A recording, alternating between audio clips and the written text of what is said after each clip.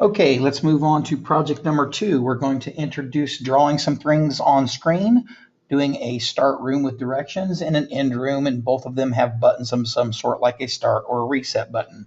So let's talk about how to do some of these things. We'll look at the easiest stuff first.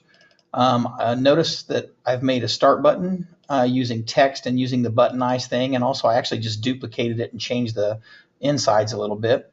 Reset button, and I've also created the corresponding objects. So I'll take a look at their coding for a minute. So notice if I go to add events, there's another thing called mouse here. And in mouse, there's different things. One is called left release. So I chose mouse left release.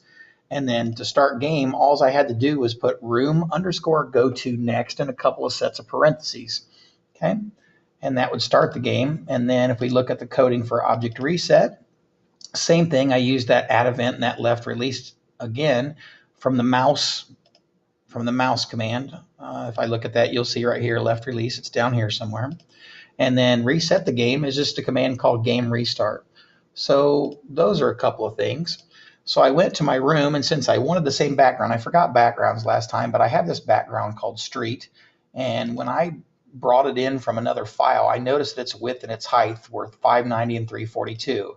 So when I opened my first game, I changed its background and I called its background street.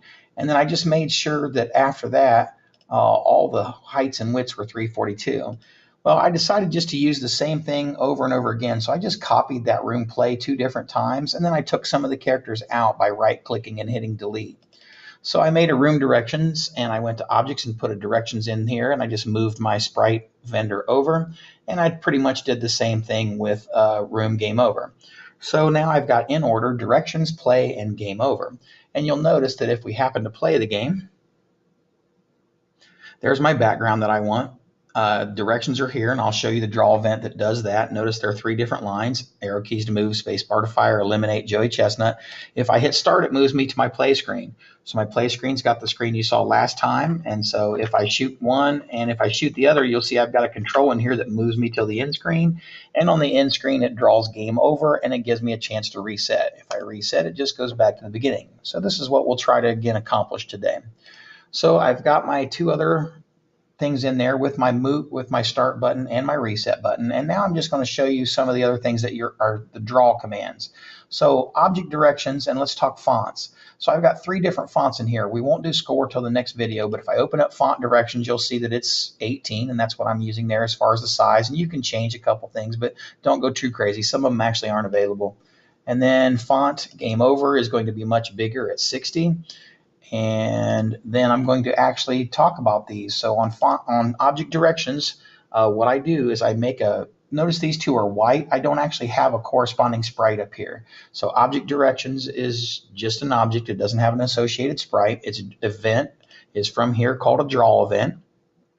All right, I'll cancel that. And if I open up the directions, it does the following 3 things. It says draw set font. It tells it what font to use. Draw set color. In this case, I chose lime. And then what text to draw. So this is the start, the X start. This is the Y start of the text. And then if you'll notice in here, not only have I enclosed it in quotation marks, which makes it say that it's a string of text, but anytime that I put in a hashtag or the number £, it makes a new line. So if you just want to write out a bunch of directions, you don't want to have 3 draw text statements, you just put in a little hashtag symbol every time you want a new line. If you actually want to use a hashtag symbol, I think you got to put like / hashtag before it'll draw that. Otherwise, it still thinks it's just a new line. So that's one thing. And the other thing is on the game over, I did something just a little bit different on that. So remember, that's a great big font. So room game over. All right. First of all, notice that this little blue dot in here, it won't draw on the screen unless you actually put the object in. So in this particular case, I went to object and then I went to score, which is where I took the game over part in, and I clicked, and that gave me this little, I'll turn this grid off for a second, that gave me this little blue question mark that actually shows up. In actuality, if I actually went to room directions, you'd also see that I have one of those here. And again, I'll take the grid off.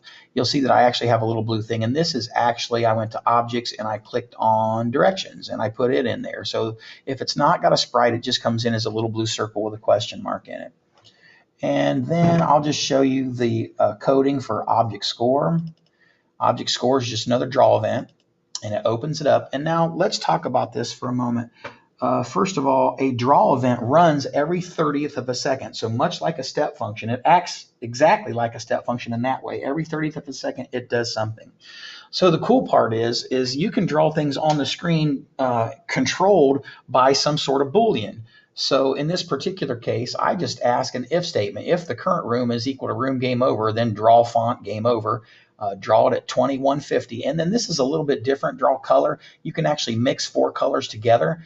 So here's the 4 colors I chose for game over. And this last thing is the alpha. Alpha 1 being fully colored and alpha 0 being fully transparent. So if I wanted to fade that game over out a little bit, I would just drop this alpha down.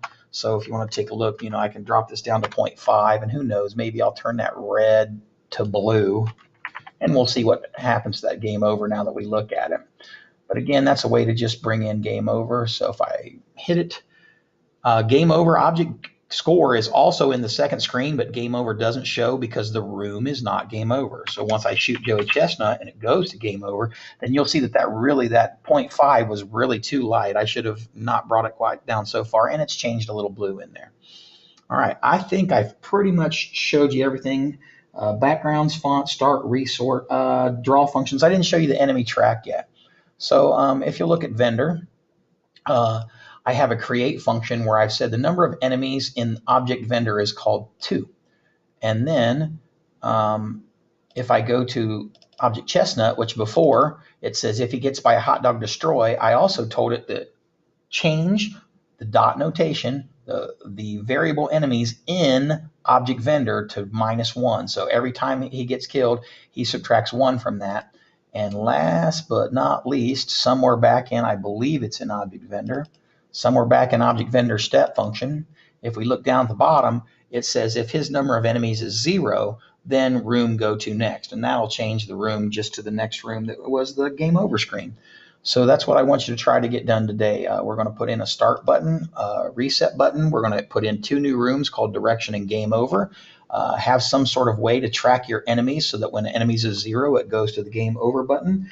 And also add in directions and a game over thing. So that's what I'd like you to do, and we'll move on to different stuff next lesson. Thanks.